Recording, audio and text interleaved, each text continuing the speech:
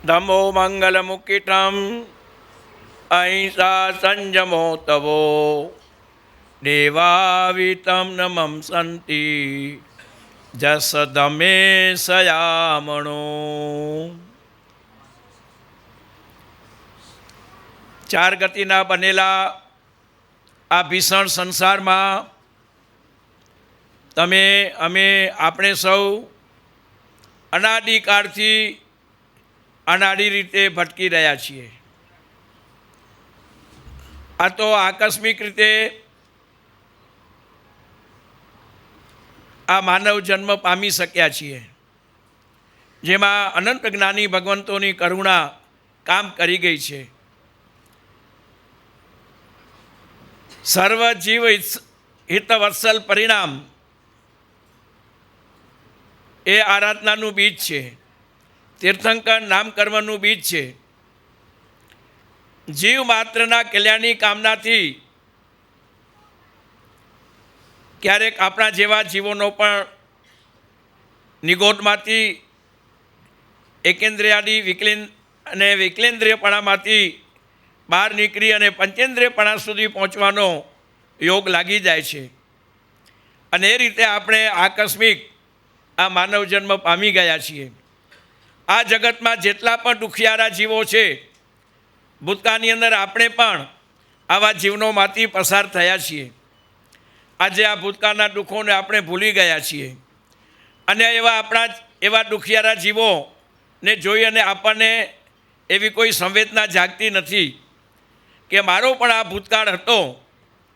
પરંતુ ખરેખર અંતર્મુખ બની ગંભીરપણે વિચારવાનું છે કે મારો આવો ભવિષ્યકાળ હવે ન બને.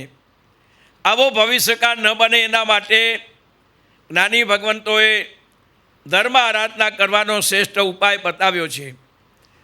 દુર્ગતૌ પ્રપદ પ્રાણી ધારણા તિથિ ધર્મ. દુર્ગતિમાં પડતા પ્રાણીને જે ધારણ કરી લે એનું નામ ધર્મ છે. અને એ ધર્મને ઉત્કૃષ્ટ મંગલરૂપ કયો છે. ધમો મંગલમુકિઠમ. પણ એ ધર્મ કયો તો કહે છે કે અહિંસા સંયમો તવો. અહિંસા રૂપ, સંયમ રૂપ અને તપરૂપ. મુખ્ય અહિંસક જીવન, પરમ અહિંસક, ઉત્કૃષ્ટ અહિંસક, પ્રામાણિક અહિંસકપણાનું જીવન જીવવું હોય તો એના માટે સંયમ જોઈએ, મહાવ્રતો જોઈએ, વ્રતો જોઈએ, નિયમો જોઈએ, સંકલ્પ જોઈએ. અને કદાચ એ કરવા પણ માંડીએ પણ એમાં ધારી સફળતા એ તપ દ્વારા પ્રાપ્ત થાય છે. આપણા જીવનમાં જો તપ ન હોય તો ઇન્દ્રિયો ઉન્મત્ત બની જાય, તોફાની બની જાય, મન બેકાબુ બની જાય અને પરિણામે સંયમ એ હાથમાં ન રહે. સંયમ અસંયમમાં પલટાઈ જાય અને હિંસા એ હિંસામાં પલટાઈ જાય. ત્યારે કહે છે કે પછી આપણા જીવનમાં અધર્મ, પાપ, કર્મબંધ સિવાય કશું રહેતું નથી.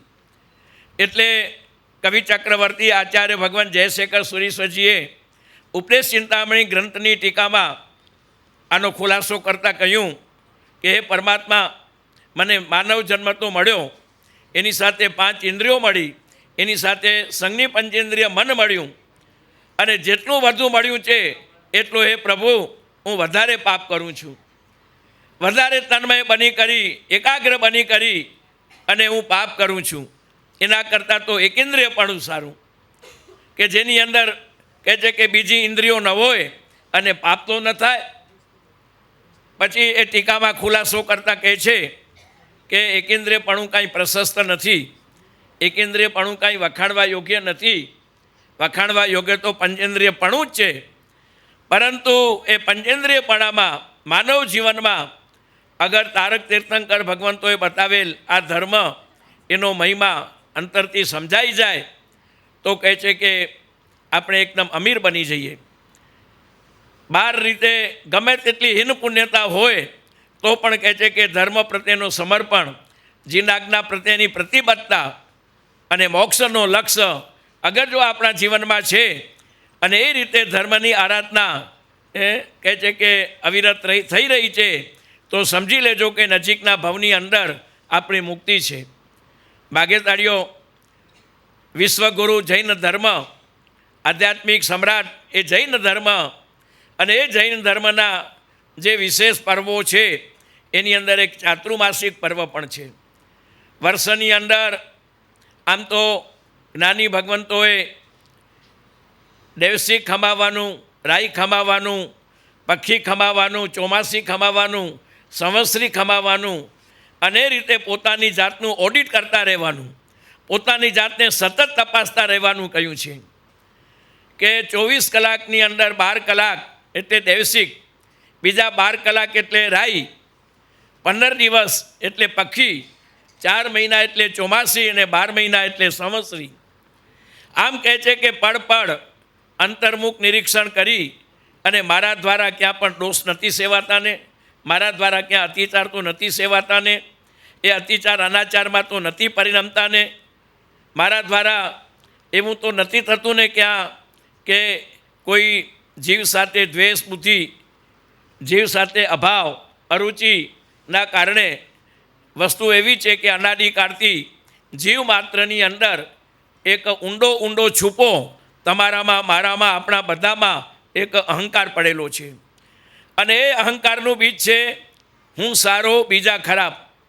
આમ કહે છે કે પોતાની જાતને વગર કારણે મહત્ત્વ આપી અને બીજાને કહે છે કે ઉતાળી પાડવા અને બીજાને કિંમત ન સમજવી, આવી એક અનાદિકાળની જીવ માત્રની સ્વાર્થ વૃત્તિ રહી છે. અને એ જીવ માત્રની આવી સ્વાર્થ વૃત્તિ અને આવા ગાઢ મિથ્યાત્વના કારણે એ જગતના જીવોને આપણે બધા સદાકાળ ભટકતા રહીએ છીએ. આ એક એવું વિશેષ જંકશન રૂપ માનવ જન્મ આપણે પામ્યા છીએ. એટલા માત્રથી કાંઈ આપણો ઉદ્ધાર થવાનો નથી, પરંતુ એ પામ્યા પછી અંતરથી જો પામીએ અને એ પહેલું ગુણસ્થાનક, બીજું ગુણસ્થાનક ક્રમશઃ એ રીતે કહે છે કે આત્મવિકાસ તરફનો આપણો જો લક્ષ્ય રહે અને એમ કરી અને કહે છે કે આપણો આત્મા જો સમ્યક્ત્વ પામી જાય તો આપણું કામ થઈ જાય. એક વખત જીવ જો સમ્યક્ત્વ પામી ગયો તો કહે છે કે એને મોક્ષની ટિકિટ મળી ગઈ, એણે બુક કરાવી લીધી અને કોઈ કાળે પણ એ આત્મા મોક્ષમાં જશે. પરંતુ વધારે પડતી રખડપટ્ટી આપણા આત્માની થાય, આપણા આત્માની અવેલના થાય એ પણ ઉચિત નથી. અને એટલા માટે એક એવો જન્મ આપણે પામ્યા છીએ, એક એવી પુણ્યના આપણે માલિક બન્યા છીએ, એક એવા ઉજળા સંજોગો આપણા આત્માને માટે સર્જાયા છે કે એક વેત છેટો મોક્ષ એ કહે છે કે આપણે આત્મસાત કરી શકીએ. પરંતુ એ આત્મસાત કરવા માટે કહે છે કે ક્ષાયિક સંકિત, એક વખત ક્ષાયિક સંકિત મળી ગયો એટલે સર્વવીરતી નિરતિચાર જીવન એ મળી ગયું. નિરતિચાર જીવનનો મતલબ એ કોઈ તથા પ્રકારના સંજોગોની અંદર દોષ સેવાય, ના છૂટકનો દોષ સેવાય, પરંતુ એના તરફનો પક્ષપાત ન હોય. અને મહત્તમ કહે છે કે પરમાત્માની આજ્ઞાનું પરિપાલન હોય. અને આ રીતે કહે છે કે હૃદયની અંદર ઘોર પશ્ચાતાપ અને કહે છે કે એવા મહાપુરુષો જેવું જીવન જીવવા માટેની એક અંદરની તલપ, એક એવા પ્રકારની તલપ હોય કે જેની અંદર કહે છે કે પશ્ચાતાપમાં ભરેલો હોય.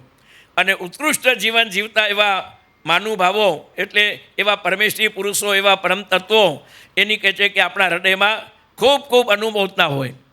એટલા માટે શાસ્ત્રકારોએ એક સાધનાના 3 ઉપાય બતાવ્યા: ચૌસર્ણ ગમણમ, ડુકડ ગળિયા, સુકડા સેવણમ. ભુજો ભુજો સંકી લેશે, તિકાલમ અસંકી લેશે. ભુજો ભુજો સંકી લેશે, ભૂય ભૂય સંકલેશ સમય. મોટા ભાગે આપણે બધા સંકલેશમાં રહેતા હોઈએ. ઠીક છે, કુદરતે મનને જોવાની બારી નથી રાખી, અન્યથા મનથી આપણે બીજાઓને માટે કે પોતાના સ્વાર્થની રીતે કે પોતાની જે રીતે માનસિકતા છે તે રીતે અગર જો એનું જ્ઞાનીઓની દૃષ્ટિએ જો ઓડિટ કરવામાં આવે તો કહે છે કે આપણે પડે પડે કર્મ પામતા હોઈએ છીએ. અને એટલા માટે શાસ્ત્રકારો કહે છે કે પોતાના મનને, પોતાના જીવનને સતત તપાસતા રહો. અને એવા પ્રકારની તપાસણીને માટેનો એક ઉજળો કાળ એટલે ચાતુર્માસનો અવસર. આ ચાતુર્માસના 4 મહિનાના અવસરની અંદર ગુરુ ભગવંતોની 4 મહિના અખંડ નિશ્રા, અખંડ કહે છે કે જીનવાણીનું શ્રવણ, અને એ શ્રવણ કરવાની સાથે વીરતીની આરાધના અગર જો સામાયિક લઈ અને વ્યાખ્યાન સાંભળવામાં આવે તો 2000 ગાથા એક ઉપવાસનું ફળ મળે. અને સામાયિક લીધા વગર અગર જો વ્યાખ્યાન સાંભળો તો કદાચ એવું બને કે આ કાંતિ સાંભળ્યું આ કાંતિ નીકળી જાય, કે ઠીક છે આવું તો ઘણું સાંભળ્યું છે એમ કરી અને જીવ એને મહત્ત્વ ના આપે. પરંતુ કહે છે કે આપણને આપણા જીવનની અંદર ધીર વીર અને ગંભીર બનવાનું છે. અને ધીર વીર ગંભીર બની અને પોતાની જાતને સતત તપાસતા રહેવાની છે.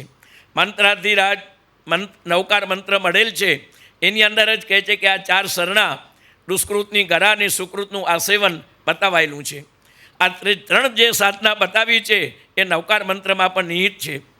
અને એ રીતે કહે છે કે 4 સરણા લેવાના.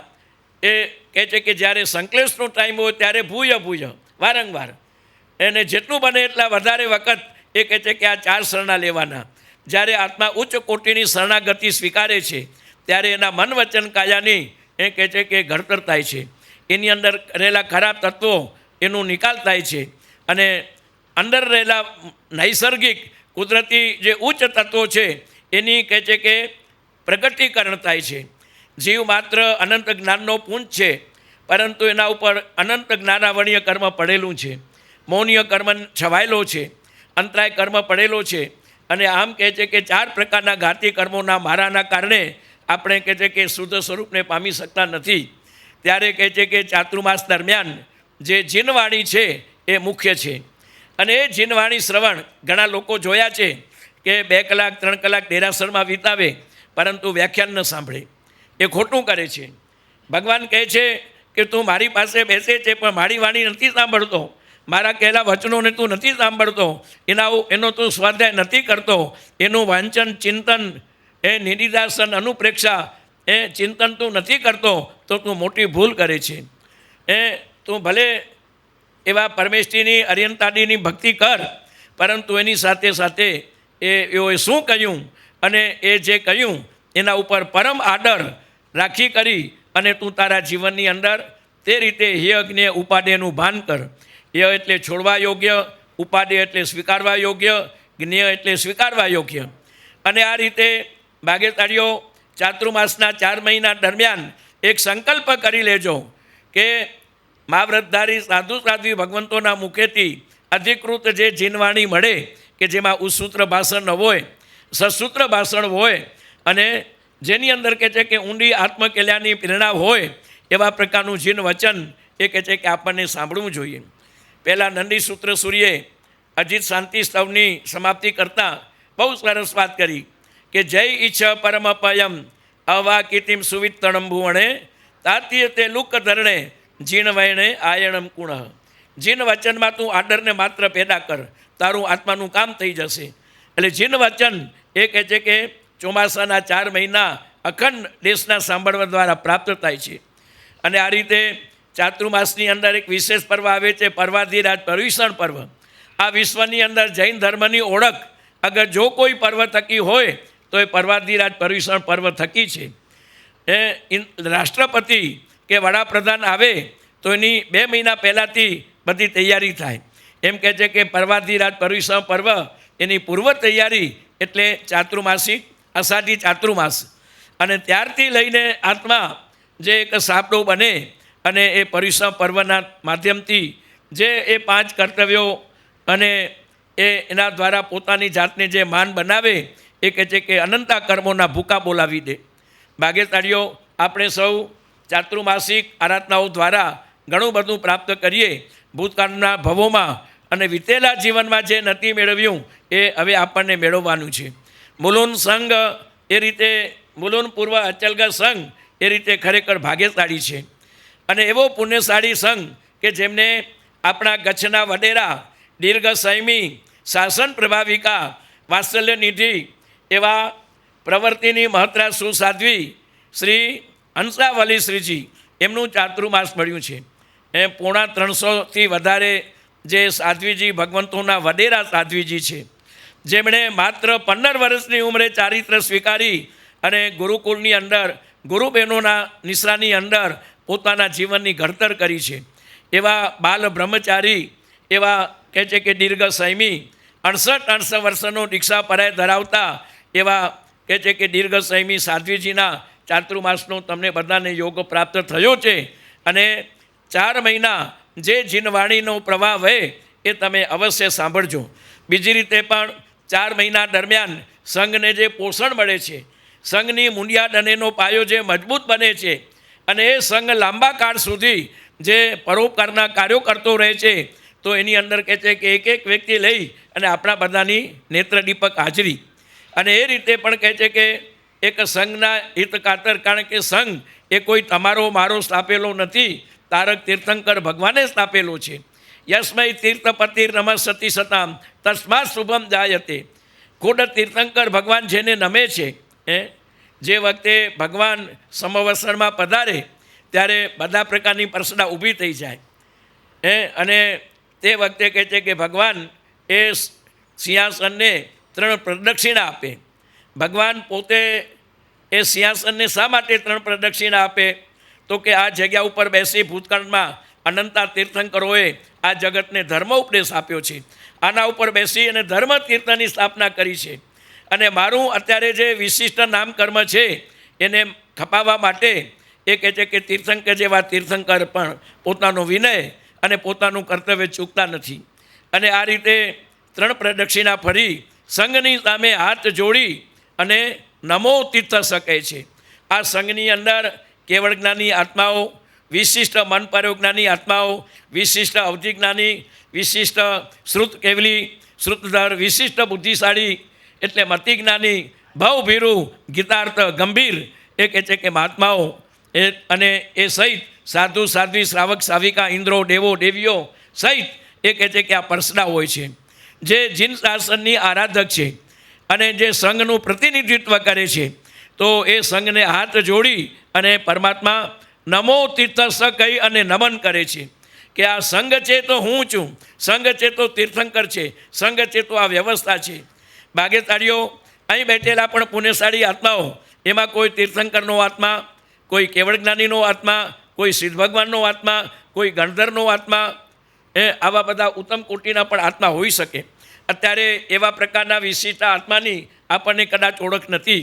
એ આત્મા કદાચ તથા પ્રકારના કર્મ સંજોગે અમુક સ્થિતિમાં છે એટલે એની એટલી પ્રતિભા અત્યારે નિખરેલી નથી.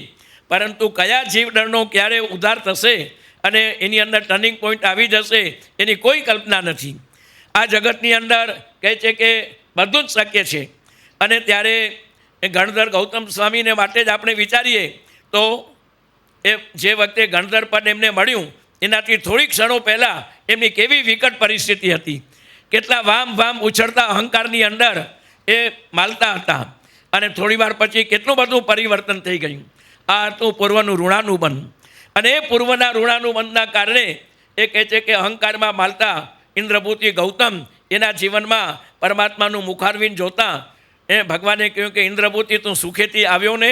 આવા મીઠા મધુરા વાત્સલ્ય ભર્યા શબ્દો સાંભળી અને ત્યાર પછી એના મનનું જે સમાધાન વેદ વાક્યોનું હતું, તો ભગવાને કહ્યું કે વેદ વાક્યો ખોટા નથી, પરંતુ આ શબ્દને આ રીતે તું બોલે છે એના કરતાં આ રીતે બોલ અને એનું અર્થઘટન આ રીતે કર. અને અનેકાંત સ્યાદવા દૃષ્ટિથી એ પરમાત્માએ એનો જે અર્થ બતાવ્યો એનાથી કહે છે કે ઇન્દ્રભૂતિનું મસ્તક ઝૂકી ગયું અને પ્રભુના એ શિષ્ય બન્યા. કહેવાનો મતલબ એ છે કે થોડીવાર પહેલાં આ કયો આત્મા કોઈ રીતે હોઈ શકે. ત્યારે કહે છે કે સંઘની અંદર સંઘ પૂજન આપણે કરીએ, સ્વામી વાત્સલ્ય કરીએ, સાધર્મિક ભક્તિ કરીએ, જય જિનેન્દ્ર પ્રણામ કરીએ. આ કહે છે કે તીર્થંકર પરમાત્માના પ્રતિનિધિ એવા સંઘનું બહુમાન છે. ચોમાસાના 4 મહિના ગુરુ દર્શન તો થાય, દેરાસરના પણ દર્શન પરમાત્માના થાય, પરંતુ જેમાંથી અનંતા તીર્થંકરો અનંતી 24નું નિર્માણ થયું છે એવા અનંત કલ્યાણશ્રી સંઘ એનું પણ દર્શન થાય છે. ધન્ય છે એમને કે જે પોતાના હૃદયમાં સંઘને સ્થાપે છે. ધન્ય છે એમને કે જે શાસ્ત્રાનુસારી જીનાજ્ઞા પ્રતિબદ્ધ એવા સંઘનું સુંદર શાસ્ત્રીય સંચાલન કરે છે. શાસ્ત્રકારો કહે છે વધુ તો શું કહીએ કે એવો આત્મા જ્યારે સંઘને હૃદયમાં સ્થાપે છે, તીર્થંકરની આજ્ઞાને બહુમાનપૂર્વક અવધારે છે, ત્યારે કહે છે કે ખુદ તીર્થંકર નામકર્મ બાંધે છે. આનાથી વધારે ફળ શું હોઈ શકે? ભાગ્યશાળીઓ, તો આ 4 મહિના ચોમાસા દરમિયાન એ આપણને વધુમાં વધુ કહે છે કે જાગૃતિ લાવવાની છે.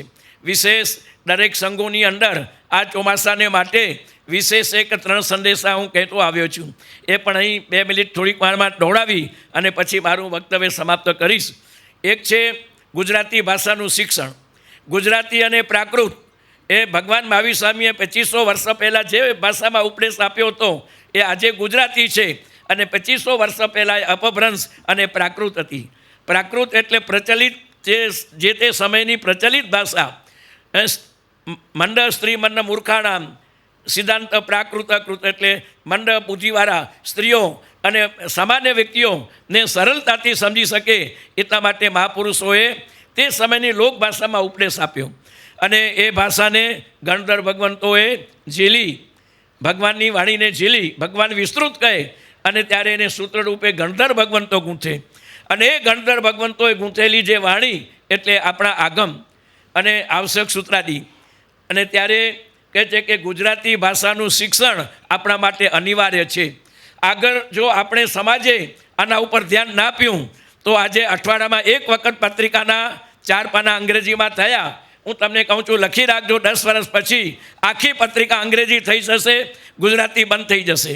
અને એના કારણે કહે છે કે એ ગુજરાતી દ્વારા ભગવાનની વાણીને સમજવાનો અને જીન વચનને સમજવાનો જે કે સરળ અને સુબોધ પ્રયાસ છે, એનાથી કહે છે કે આ સમાજ વંચિત રહી જશે. આવનારી પેઢીને સમાજ સાથે સંકલિત રાખવી હોય, સમાજના હિતને સાથે જોડી રાખવી હોય તો આપણી માતૃભાષા એનો ત્યાગ નથી કરવાનો. આજના માતા પિતા બહુ મોટી ભૂલ કરે છે કે જે પોતાના બાળકોને ગુજરાતી નથી શીખવતા. એ વિશ્વની ભાષા અને પ્રચલન એક અંગ્રેજીમાં છે, એ રીતે અંગ્રેજી શીખો, એનો અમે વિરોધ નથી કરતા.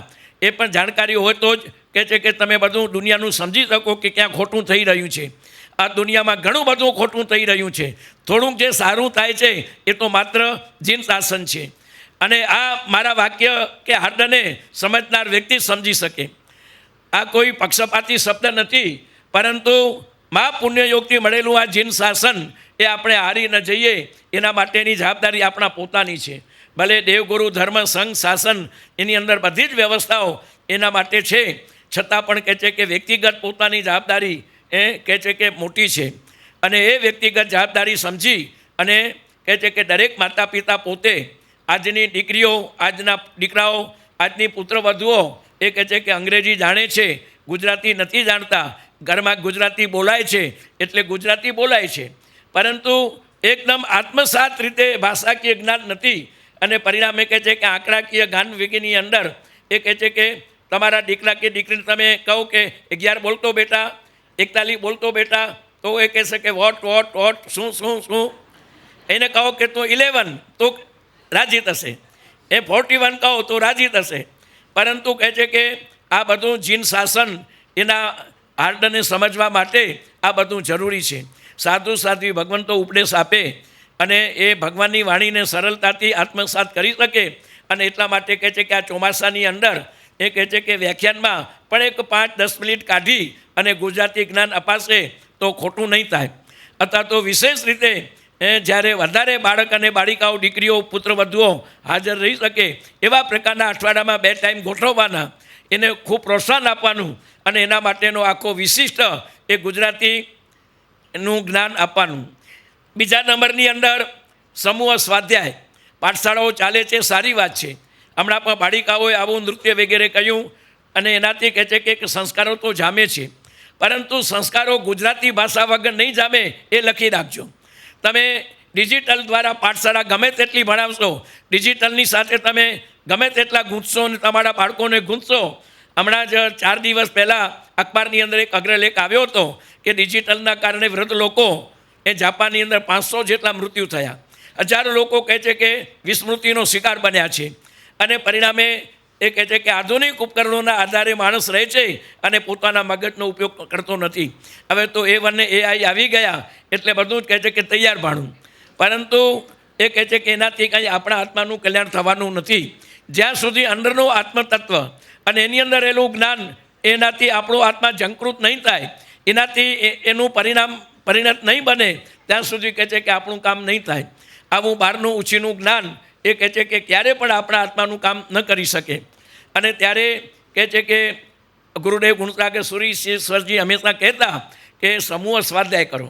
સમૂહ સ્વાધ્યાયની અંદર શું હોય કે ચોપડી ખોલી હોય, ગુજરાતીમાં આપણા બધા સૂત્રો લખેલા છે અને બોલવાનો પ્રયત્ન કરવાનો. શરૂઆતની અંદર અંગ્રેજી બોલનારાનો પ્રયત્ન સફળ નહીં બને, પરંતુ 2 વાર 4 વાર 6 વાર 10 વાર 15 વાર 20 વાર જે રીતે ભક્તામર બોલતા બોલતા ભક્તામર સાંભળતા સાંભળતા આવડી જાય છે.